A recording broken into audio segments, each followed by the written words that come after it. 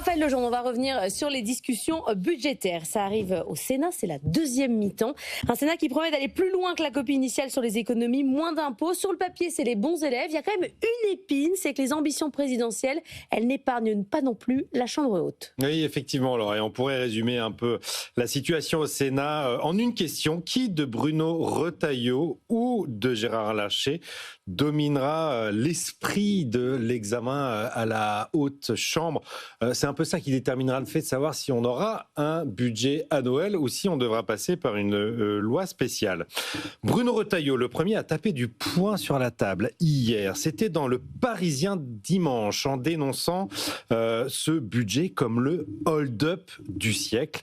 Il y fustige le parti fiscaliste de l'Assemblée qui va du RN à LFI, j'aime bien cette expression, le parti fiscaliste, ça résume bien la situation des extrêmes, et défend lui un budget de droite, clairement de droite, baisse d'impôts, baisse de dépenses, non-remplacement des fonctionnaires qui partent en retraite et bien sûr la suppression de la suspension de la réforme des retraites. Bruno Retailleau, comme le président du groupe au Sénat d'ailleurs, Mathieu Darnaud, fait le pari de l'échec de la CMP et lui mise plutôt sur une loi spéciale.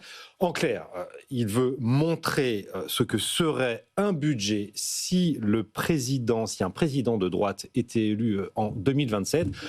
Et au hasard, pourquoi pas lui? Gérard Larcher, lui, il ne veut pas être président en 2027, c'est pas le sujet. Ça n'est pas son ambition, effectivement. Et du coup, le président du Sénat, lui, reste un peu plus discret, manœuvre en coulisses, mais reçoit des appels du pied du gouvernement pour arrondir les angles, justement, et permettre un budget de compromis. C'est déjà ce qui s'était passé l'année dernière, fin 2024, début 2025, comme l'a rappelé hier la ministre des Comptes publics, Amélie de Montchalin qui n'a pas manqué de porter un hommage appuyé au président du Sénat. C'était hier sur LCI, écoutez-la. Je veux vraiment ici remercier publiquement Gérard Larcher, qui en tant que président du Sénat, comme on dit deuxième personnage de l'État, a mis tout son poids personnel et politique pour que le Sénat soit l'endroit où ce compromis que les Français demandaient puisse se mettre en œuvre, se matérialiser.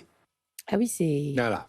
Bon, c'est très clair, hein. Donc on voit d'un côté Bruno Retailleau qui tape très fort dans Le Parisien dimanche, et de l'autre le gouvernement qui salue évidemment l'action du président du Sénat. Le rapporteur du budget au Sénat, Jean-François Husson, a lui aussi rappelé chez nos confrères de la Tribune dimanche à ne pas mettre du vinaigre sur les plaies. Le message là aussi est très clair. Donc nous voilà avec deux duos, Retailleau-Darnaud d'un côté, Larcher-Husson de l'autre. On ne sait pas encore de quel côté la pièce va retomber.